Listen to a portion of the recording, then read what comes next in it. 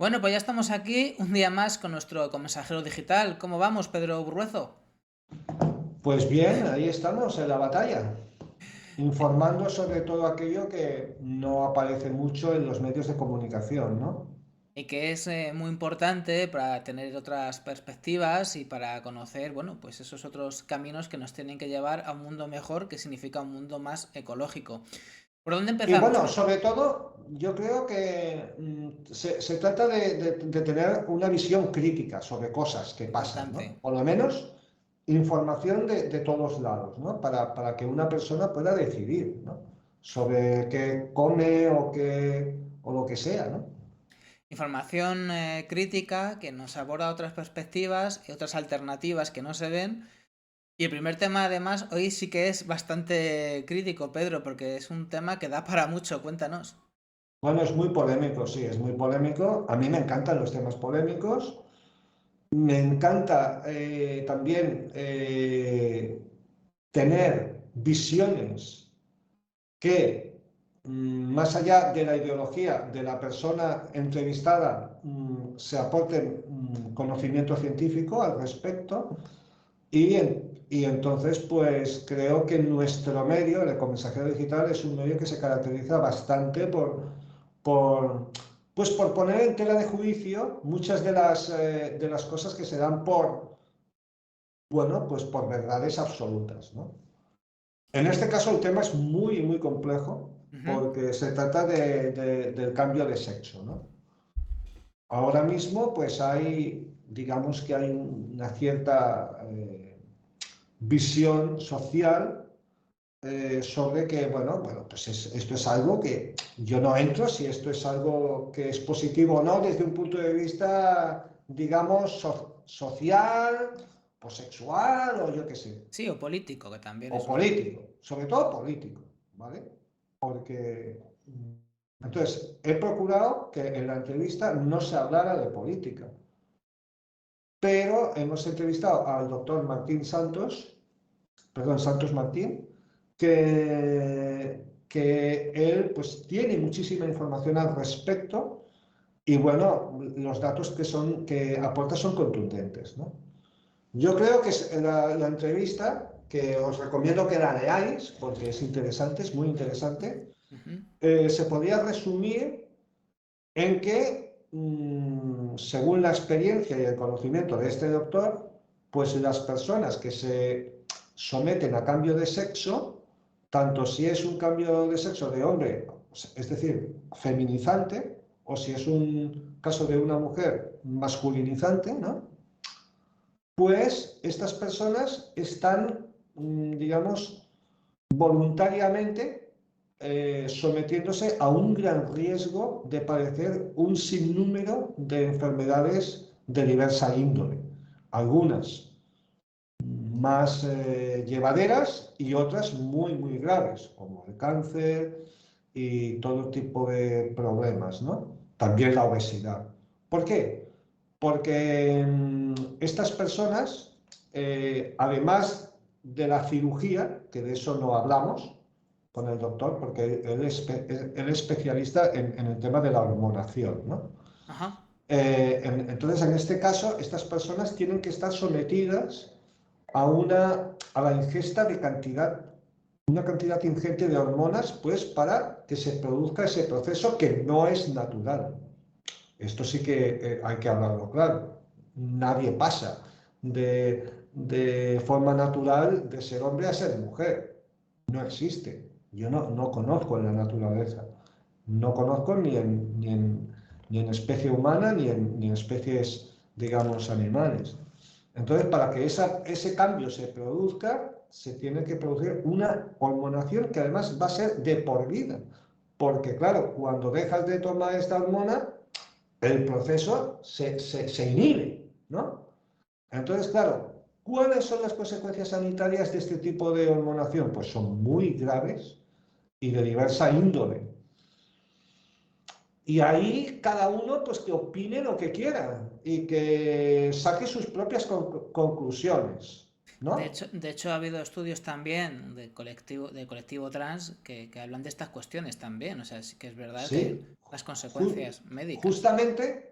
esta semana se ha publicado, esta semana pasada, justamente se ha publicado un estudio que corrobora que los hombres que se hormonan para pasar a ser mujeres sufren un 46, o sea, 46 veces más probabilidades, es decir, un 4.600 de porcentaje más elevado que un hombre cis, ¿no? O sea, que un hombre que se siente con su género y tal, de padecer solo de cáncer de mama, porque el hombre también puede padecer cáncer de Sí, mama, claro. pero en el caso de un hombre que se somete a hormonación estrogénica, el porcentaje se dispara estratosféricamente, ¿no? Bueno, este es uno de los problemas de los que habla el doctor. Hay muchos otros, ¿no? A mí el tema, como mínimo, me parece interesante, ¿no? Ciertos medios dan a entender que esto es una cosa como, bueno, que no pasa nada, ¿no? Que no es así, es muy grave. El tema es... y hay casos concretos que son más peligrosos todavía. ¿Por qué? Porque cuando esta hormonación se produce desde la niñez, claro, las probabilidades de que esa hormonación, que no lo olvidemos, es artificial, tenga consecuencias en el organismo del receptor son más todavía, son más altas, ¿no? Entonces, bueno, no estamos hablando de política, en realidad estamos hablando de salud, pero esta información yo no la veo en la mayoría de los medios. A ver, sí que es verdad, aquí está, en mi caso personal ya sabes que yo estoy, ya sé que no es una cuestión que estemos hablando de ello, ¿no? Pero aquí yo sí que No, estoy a favor políticamente de la autodeterminación de género, pero eso no excluye que cuando hablemos de salud abordemos estos asuntos, porque es verdad que son procesos fisiológicamente muy complejos y es verdad, una hormonación tan bestial puede tener consecuencias. Más que no se hable de ello, yo sí que he escuchado alguna vez estos temas, pero sí que se suele poner, digamos, más el dedo en la llaga en los problemas de salud mental que sí que sufren las personas que quieren cambiar de sexo y que han padecido muchos problemas de discriminación y que les lleva, por ejemplo, pues a suicidios o a problemas mentales y a enfermedades mentales que existen, ¿no? Quiero decir que es una cuestión que es verdad que pero de eso se habla más. ojo, esto también es importante. O sea, no, yo no voy a dar mi opinión al respecto. De hecho, a mí me importa un bledo que cada uno haga lo que quiera. Pero hay muchísimos suicidios también, y esto habla el doctor, que no tienen que ver con el tema o sea, en su faceta psicológica, sino que tienen que ver con personas que han entrado digamos, en una espiral de cambios tan vertiginosa, con sus problemas de salud asociados, que además son crónicos, que, digamos, han entrado en depresiones muy fuertes que han acabado en suicidio. Eso Y también esto se... también hay que decirlo. Y yo, que ya te digo, no quiero dar mi opinión o no creo que importe. Yo lo único que soy es un periodista que ha hecho una entrevista a un especialista, pero sí que me he estado informando sobre las clínicas que llevan a cabo estos procesos. Te hacen firmar un montón de papeles, porque ellos mismos reconocen la trascendencia, la importancia del riesgo. Y de hecho, incluso algunas de esas clínicas a ver, que no son las hermanitas de la caridad, o No, por sea, supuesto. que lo hacen por afán de lucro, como por ejemplo pues la cirugía estética o otras cosas, ¿no? Incluso esas clínicas en no pocos casos, no recomiendan el proceso, a sabiendas de sus peligros. Entonces, cuando, por ejemplo, se encuentran con una persona demasiado joven o que tiene una salud, digamos, inestable o lo que sea, ellos mismos son los que dicen, no, no, no, es que no podemos, porque los riesgos son muy altos, ¿no? Desde luego hay que tener toda esta información y todas estas cuestiones porque lo que está claro es que son temas muy complejos, con muchas aristas, con mucha tela que cortar. Y bueno, lo que Y luego, decíamos al principio, que hay que tener toda la información posible y a ser posible crítica. y luego hay un tema que es más fascinante todavía, ¿no? Y esto aquí sí que ya entramos en una especie de ciencia ficción, pero que yo creo que al público le puede gustar, ¿no? O sea, ha aumentado la cantidad de personas que sienten el deseo de cambiar de sexo en los últimos, digamos, 60 o 70 años. ¿A qué se debe? Si es que sí, que no hay datos, no hay Claro, datos, es que eso no hay es que datos, eso no sabemos, no hay no datos. lo sabemos. Pero Claro. pongamos que sí, ¿vale? Pongamos que podría haber una cierta tendencia a que sí. ¿A qué se debe? ¿No? No lo sé. Es que eso sería investigar y llegar hasta qué punto, porque eso sí que se junta con lo social y lo político, ¿no? Ya, pero Porque puede ser que siempre haya habido esa necesidad, pero que no se hayan atrevido a expresarlo socialmente. sí, pero Entonces, es verdad. Pero tú sabes que nosotros llevamos investigando cuáles son las consecuencias de la exposición a productos químicos desde hace mucho tiempo. Y hay grandes expertos que llevan prácticamente toda una vida dedicada. Todo esto nació con un libro que se llamaba Primavera Silenciosa de sí, Rachel sí. Carson, que en los 60 empezó a investigar cuáles eran las consecuencias de la exposición a químicos. Entonces, por ejemplo, el doctor entrevistado, él dice que ha aumentado la cantidad de personas que quieren cambiar de sexo, pero que se debe sobre todo a una política, a cuestiones, digamos, de carácter social o sociopolítico, ¿no? Pero ¿qué pasa con la fauna silvestre? La fauna silvestre no tiene un condicionamiento político ni cultural. Y se están observando casos increíbles. Especialmente ¿dónde? En las zonas más contaminadas del planeta. Es un En tema. las, en las zonas más contaminadas del planeta, la fauna silvestre, especialmente ciertas, digamos, especies como bueno, las ranas, ¿no? Son muy lábiles, ¿no? Tienen un sexo que puede cambiar fácilmente, ¿no? Y un ejemplo que, bueno, es que ya te digo, últimamente he estado investigando todo esto, ¿no? ¿Cuál dirías que es la zona del planeta en la que hay más nacimientos con criptorquídeas? Sé que aquí era por la zona del polo químico de tirando entre Ciudad Real y Andalucía y todo eso, Sí, donde está señor. Repsol. Es que además tengo un caso muy cercano. Pero aparte lo he leído en libros, sabes que yo son temas que me interesan. Es verdad que son complejos y que ahí entran otras cuestiones, porque ahí no sé si hablamos tanto de identidad sexual o de identidad de género. No es lo mismo el sexo biológico que la identidad de género, que es algo, una construcción social. Y luego existen cuestiones que no son realmente cambio de sexo ni de género, sino son patologías, ¿no? La criptorquidia es una patología que tiene más que ver Sí, con una malformación. Quiero decir que son temas sí, muy es una complejos. patología, pero no resulta curioso que es una patología que tiene que ver con el sexo y que lleva en muchos casos a una gran confusión en este aspecto. Y hay una película preciosa que se llama Mi querida señorita,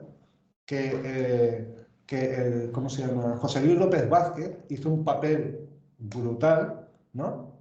Que era un típico caso de criptorquidia. alguien que era hombre, pero que había nacido, digamos, con un sexo, digamos, biológicamente o formológicamente confuso, ¿no? Sí, que realmente que Entonces, no le bajan los testículos realmente. Que exactamente. quiero decir que tú y Entonces, yo sabemos lo que es, pero a ver, hay gente correcto. que lo está viendo y está diciendo. Claro, Es una especie de malformación de los en una genitales, ¿no? persona, no me digas que no puede, digamos, que haya una confusión. Pues qué casualidad, ¿no? Qué casualidad que la zona del planeta donde más nacimientos con criptorquídeas hay es justamente la zona de agricultura industrial de Almería. Hombre, como mínimo da que pensar, ¿no?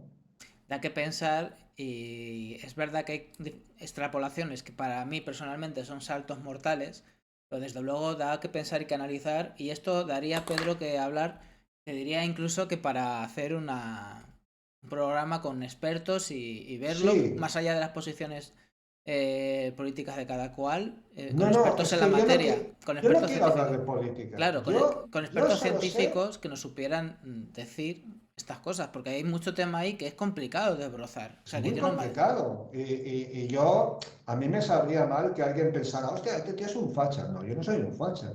Pero si un especialista que ha llevado a cabo un gran trabajo de tipo, llámale como quieras, epidemiológico, y se ha dado cuenta de que la zona del planeta con más criptorquídeas es la zona de Almería, donde se produce uno de los mayores centros de agricultura química de todo el planeta, coño, a ver, nosotros estamos aquí para, como para obtener conclusiones, ¿no? Entonces, algo está pasando. Algo está pasando. Tiene que ver con los efectos de la contaminación a muchos niveles y también a este sin ninguna duda, con muchas derivadas. Te digo, para mí muy complicadas de establecer según qué conclusiones, pero algo está pasando. En fin, yo creo que estaría muy bien, ya te digo, algún día deberíamos hablar más en profundidad con expertos y que nos ilustren porque este tema da para mucho. Si quieres, ¿alguna cosa que añadir, Pedro, o cambiamos ya No, de... no, simplemente decir al público que ya digo que yo no intento que mis posiciones, digamos, sociales o yo que sea, no intervengan en el tal, simplemente estudio datos y obtengo conclusiones. Eso sí, datos independientes, Eso es datos que son importante. por ejemplo, por ejemplo, si tú me dices, ¿no? Por ejemplo, qué casualidad que esa zona también, esa zona de Almería, es donde hay más alto porcentaje de España de personas infértiles, ¿no? Entonces, claro, si te fijas, ¿no? Estos contaminantes químicos inciden de una forma muy notoria en todo aquello que tiene que ver con el sexo y con la descendencia, ¿no? A ver, porque muchos son disruptores endocrinos. Claro, son disruptores hormonales Exacto. y las hormonas rigen nuestros organismos en el sueño, en el sexo, en la alimentación. Por ejemplo, todos esos disruptores son obesógenos. Lo hemos hablado muchas veces. La gente puede decir, ah, que yo estoy gordo, porque tal. No, no, es que tú estás gordo, entre otras cosas, porque estás sometido a una contaminación química que ha distorsionado de tal forma tu organismo que ya no puede regularse por sí mismo. ¿Tú crees, por ejemplo, porque hay gente que habla de esto, pero yo no... Es lo que dices, bueno, habría que investigar mucho y mirar mucho, ¿no? Pero se dice que una vez leí un comentario en redes sociales que hablaban de cómo las fotos de antiguas de la gente en las En las playas o playas. que antes era más difícil, que la gente era en general mucho más delgada. Esa era un poco la... No, no, Yo no sé si eso eso es. es verdad o eso es Y una no impresión. solamente eso. O sea, la gente antes tenía más pelo en la cabeza. Bueno, en mi caso concreto se debe a Está genética. sometido a disruptores endocrinos. No, no, o sea, si tú te fijas en los cuadros antiguos, o sea, prácticamente no hay calvos. Seguro que no Los era calvos porque son se gente muy ponía. mayor. Seguro que no era gente porque se ponía pelo. Que antes. Nada, esto es una coña, pero No, sería pero son otro. cosas que te hacen reflexionar. Ahora mismo, pues claro, el cuero cabelludo, entre los disruptores endocrinos, los productos químicos de los jabones, los champús, está sometido a todo tipo de injerencias, ¿no? Pero no sé, yo estos temas a mí me fascinan, ¿no? Y veo que las conclusiones son incómodas y eso me fascina más todavía, ¿no? Porque al fin y al cabo el ecomensajero digital, bueno, es un medio independiente. O sea, nosotros no tenemos que rendirle cuenta ni al PSOE, ni al PP, Ni ni a a nadie. Sumar, ni a Vox, ni a nadie. Nosotros extraemos conclusiones. A ver, el periodismo debe ser independiente. Claro. Luego ya podrá especializarse en unas cosas o en otras. Yo creo que el periodismo especializado es más interesante que el más generalista. Pero yo creo que tú compartes mi opinión. Pero Sí. ya al margen del enfoque, está claro que primero tiene que ser independiente y tiene que ser incómodo incluso para con las propias parroquias, con lo de tu parroquia, ¿no? Por decirlo así. Quiero decir, yo siempre digo que no podemos ser objetivos, yo no lo soy, pero tenemos que ser honestos. Y a Y la... veces, mira, y a veces es de todo este tema que estamos hablando, ¿eh? Del tema de la exposición a químicos, ¿no? Por ejemplo, yo conozco a muchos expertos como tú, ¿no? Los conocemos todos, son amigos, Sí, ¿no? sí. Que ellos han realizado a veces una hipótesis, ¿no? Y sobre esa hipótesis, pues han realizado un estudio, ¿no? Y se han llevado conclusiones y sorpresas increíbles, ¿no? Entonces, no todo está escrito, todo esto está evolucionando, además, ¿no? Porque seguimos estando expuestos, ¿no? Continuamente, ¿no? Pero vamos, que yo lo que sí que quiero decir, y esto sí que es importante, si tú dices, por la exposición a productos químicos, en Estados Unidos, 2 de cada 3 personas en los años 2040 padecerán cáncer, ¿no? Pues eso es una cosa que no hay política, ¿no? O sea, simplemente es un dato, ¿no? Que tú extraes haciendo una serie de perspectivas sobre la exposición a tóxicos, ¿no? No tendría que pensarse en política cuando hablamos de otros temas que también pero que tienen que ver con otros asuntos que no son tan claros como el cáncer, pero que de alguna forma también hay una parte fisiológica en nuestra vida. No sé, yo es que creo que al final todo es política, porque cuando hablamos de salud, ahora lo estamos viendo, ahora en noviembre la Unión Europea va a hablar del tema del glifosato Sí, y sí, va a sí, ser sí. una decisión más política que científica. Y precisamente si tuviéramos unas políticas orientadas a la salud y no al negocio, porque esas son decisiones políticas. Lo que una sociedad decide priorizar es político. Una Sí, sociedad decide, en este claro, sentido te doy la es razón, que sí. ¿qué es la política? Es la decisión colectiva sobre lo que es más importante como sociedad. Entonces, la decisión sobre la identidad sexual y de género es política y la decisión de una sociedad sobre qué es más importante, el criterio económico o la salud, es política, ¿no? Claro, es que no hay nada que no sea político, hasta la intimidad, hasta lo íntimo es político, porque hay gente que directamente niega digamos, la perspectiva íntima de las cosas o que una persona tenga derecho a esa esfera de intimidad o hay nociones políticas que tienen una concepción de la intimidad más amplia que otras, ¿no? Quiero decir, la política empieza desde lo propio porque hasta decidimos en común el alcance de lo político, ¿no? Y que no solamente es la esfera, digamos, común, sino que llega hasta la esfera personal. Por eso podemos llegar a ver legislaciones y costumbres sociales que deciden de alguna manera sobre lo que pasa en nuestra casa. Sí, sí, no, es así, ¿eh? Es así. Pero yo quiero hacerte hincapié en una cosa, ¿no? El otro día estaba viendo una información que había dado una empresa, bueno, no sé, no, era el Ayuntamiento de Zaragoza, ¿no? O sea, buscando información di con un prospecto del Ayuntamiento de Zaragoza que hablaba de la exposición a disruptores hormonales.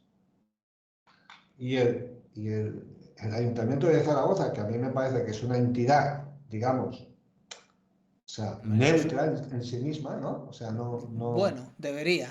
bueno, que debería, ¿no? Porque no, Debería no, trabajar por no, el a bien ver, no es ni común. el colectivo no sé qué, ni el Ya, colectivo facha, o sea, exacto, exacto. para entendernos, ¿no? Es una institución, pues hablaba de la exposición a tóxicos en la fauna silvestre. Los datos eran concluyentes y eran bueno, que eran tremendos los datos, ¿no? De cómo se ha estudiado, por ejemplo, en determinadas especies, ¿no? Y bueno, pues yo qué sé, a mí es que este tema me fascina, ¿no? De hecho, creo que va a ir a más en las próximas décadas. Vamos a ir a poner en este tema, si quieres, un continuará, porque yo te Vale. sigo diciendo que algún día tenemos que hacer un programa de una hora o hora y pico con expertos y Sí, sí. de Sobre todo talla, con expertos. con dos o Sí. tres nombres que estamos pensando, en un par de ellos seguro que estamos pensando en la misma persona. Pero ya lo diríamos, ya el día que lo hagamos ya lo anunciaremos, pero estaría bien que en algún momento se haga. Sí, di, Solo quiero decirte una cosa, dale, dale. y esto también te lo tengo que decir. Hay gente que está investigando el tema, que ha llegado a conclusiones definitorias o como mínimo muy llamativas, que no quiere hablar de eso, porque temen el linchamiento social. Pues aquí ya te digo, Entonces, más allá de las opiniones eh, que podamos tener o que yo pueda tener, aquí se va a hablar de todo.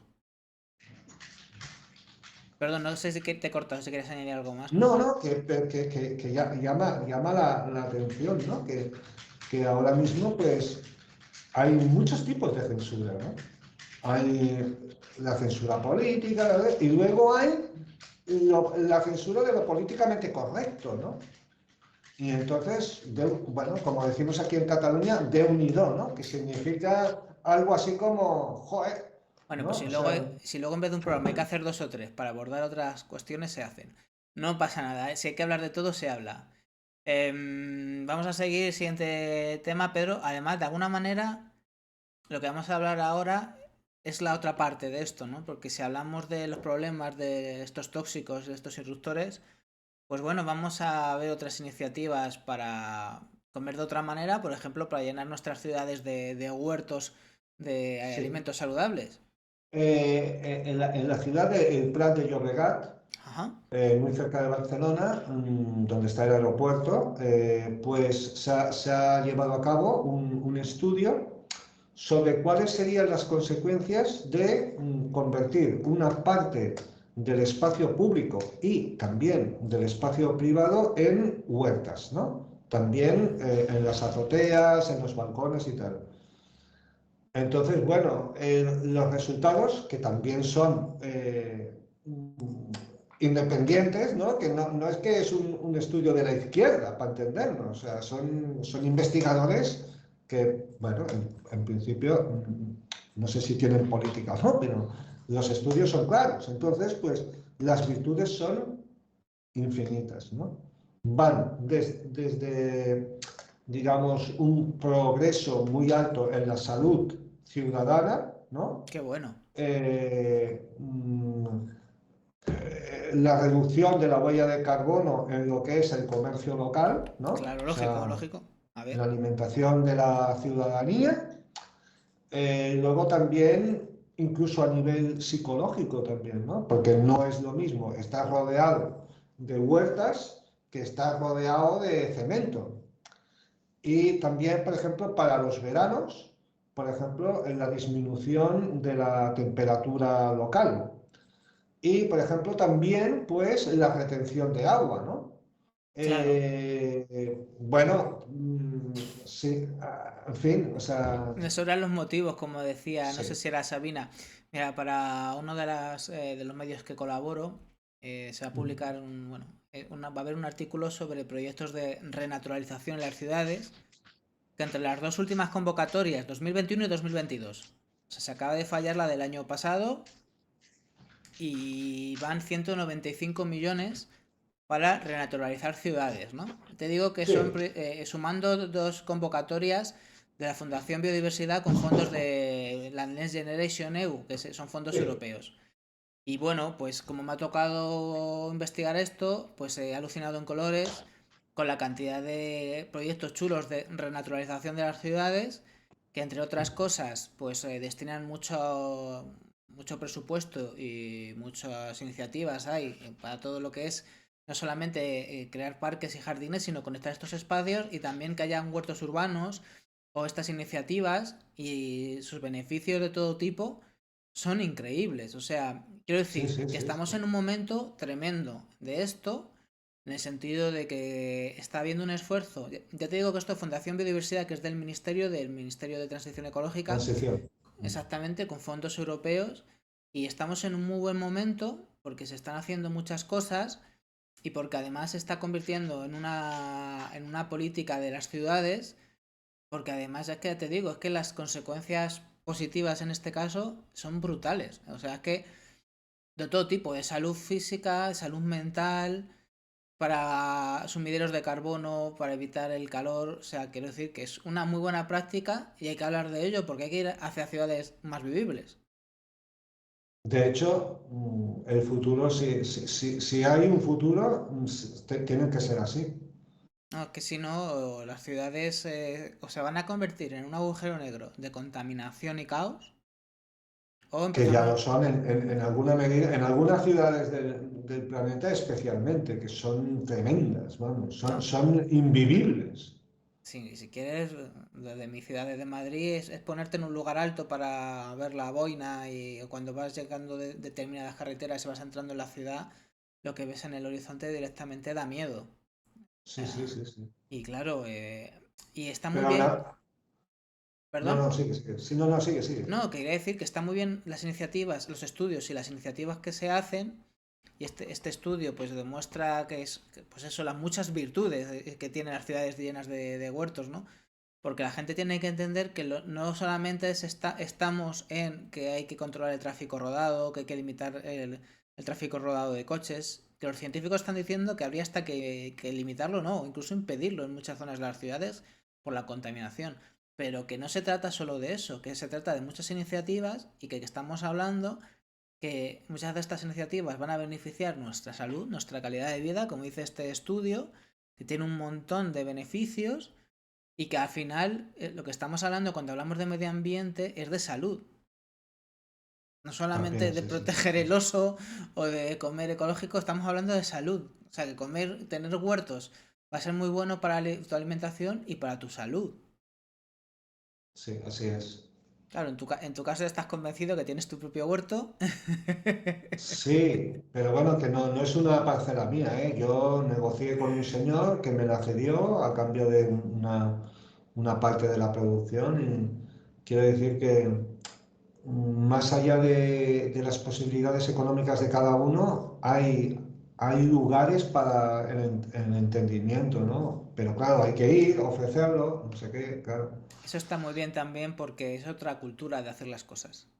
Sí, o sea, pero que no, a mí no me lo ha dicho ni el partido no sé cuánto, ni el partido no sé cuánto, ni la institución de la ONU, ni la UNICEF, ni nada. Simplemente, pues, oye, vas ahí al vecino y le dices, oye, ¿qué te parece si...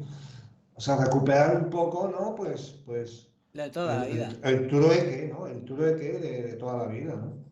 La verdad es que sí, que es una muy buena. Es otra manera además de abordar precisamente lo colectivo. Si quieres terminamos ya, Pedro. Esto Sí, que.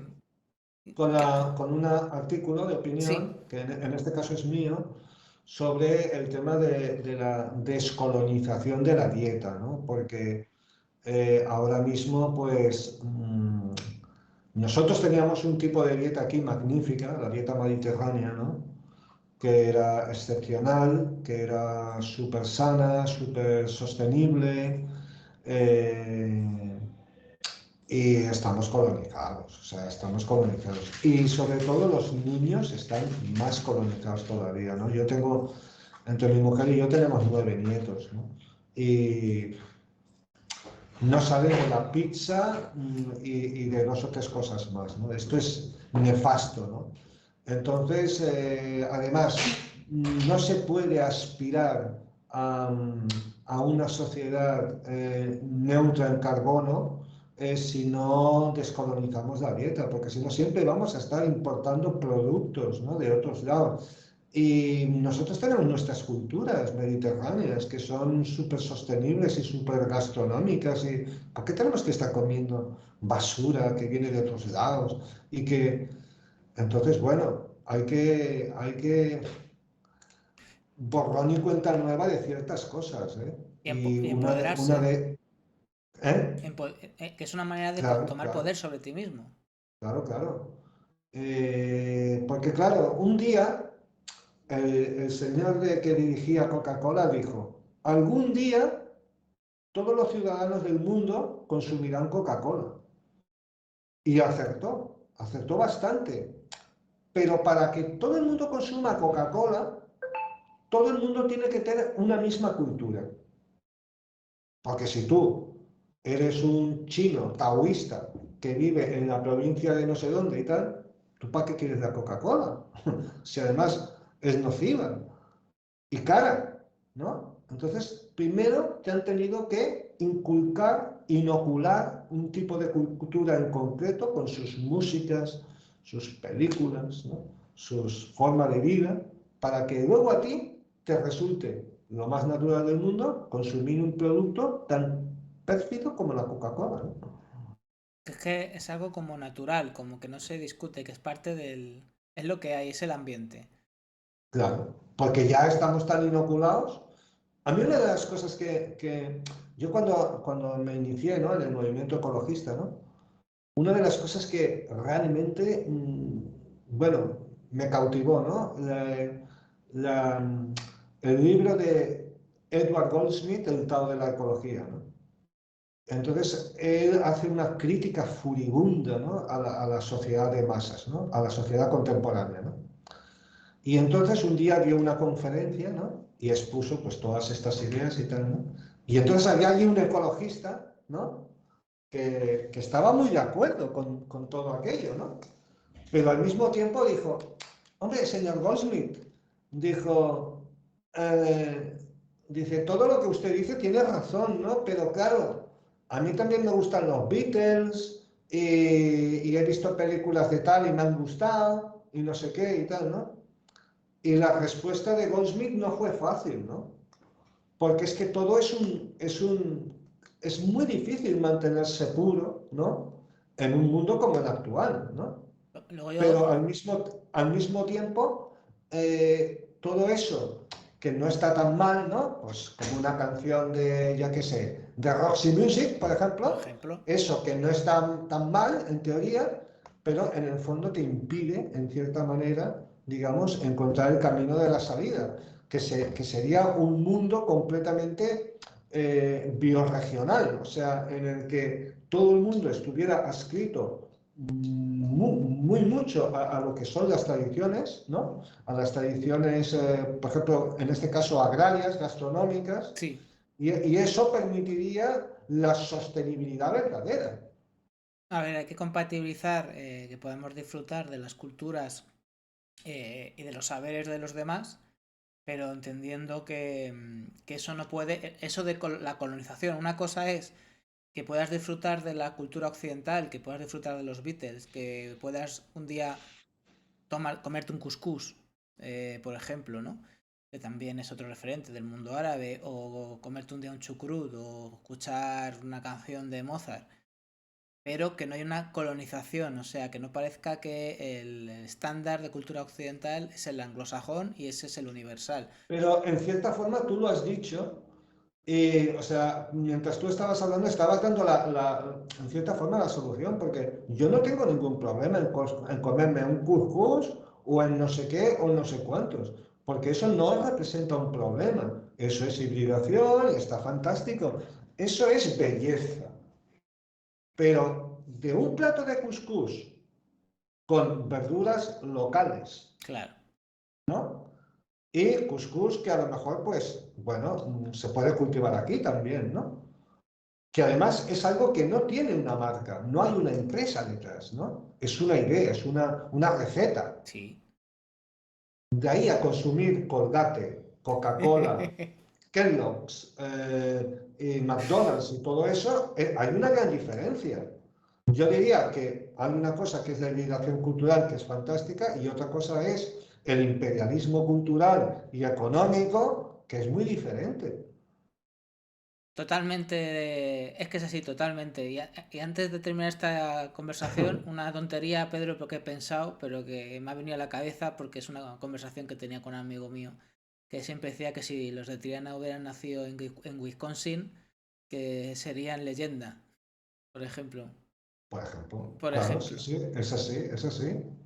Y Yo, por tantos ejemplo, otros. yo hice un disco, bueno, la gente que me escucha, no sé si sabe que yo soy músico, pero no soy músico. En los años 80 yo hice un disco con Robert Wyatt. Robert Wyatt es una, bueno, una leyenda del rock, digamos, progresivo, del rock de vanguardia y tal, ¿no? Entonces, eh, claro, es que es muy diferente ser un artista minoritario británico que un artista minoritario español. ¿Por qué? Porque si tú eres británico, tienes muy pocos fans, pero en todo el planeta. Totalmente, no tiene nada que ver. En cambio, si tú eres de, pues yo qué sé, pues de Esplugas de Llobregat y eres un artista minoritario, pues claro, tú... Entonces, bueno, que esto no va en detrimento, ni muchísimo menos de la obra de Robert Wyatt, que a mí me encanta y además es un tío excepcional y un personaje trotskista, un rockero trotskista, ¿no? Pero que las cosas son como son. Y yo esto lo hablé con él una vez, digo, claro, digo, tú eres un artista minoritario, pero no deja de ser una posición, digamos, de honor o de privilegio por haber nacido donde has nacido. Descolonizar. Que no ten que Descolonizar. descolonizar. Que él es un gran artista. Y por ¿Lo supuesto que conoces tú? me suena mucho. Me suena mucho. Sí. A mí, Tenía un grupo que se llamaba Soft Machine, es que que a mí me en los gusta. tiempos, bueno, del rock A mí progresivo me y gusta todo el rock eso. progresivo. Yo tengo discos de Led Zeppelin en casa. Y yo creo que alguna vez le he tenido que echar una escuchada porque me suena mucho. Y yo te digo que soy muy de esa parte. También me gusta mucho el rock fusión de los 70. Por eso te he hablado de Triana. No sé, me suena, me suena. Si no, pásame un día algo y le Te echamos pasaré, sí. una escuchada. Pues bueno, Pedro, hoy ha quedado un poco más larga la sección, pero creo que ha quedado muy interesante Ah, y interesante, sí. muy interesante. Vamos a poner el continuará en algunos temas. Y bueno, Ah, lo que has dicho al principio, hay que leerse bien todas estas entrevistas, como la que has hecho al doctor Santos Martín, y bueno, ¿dónde hay que, precisamente, de pues cara a investigar y a leer, nada, pues si te quieres suscribir, te puedes suscribir en www.vidasana.org y tú lees y tú estas tus conclusiones.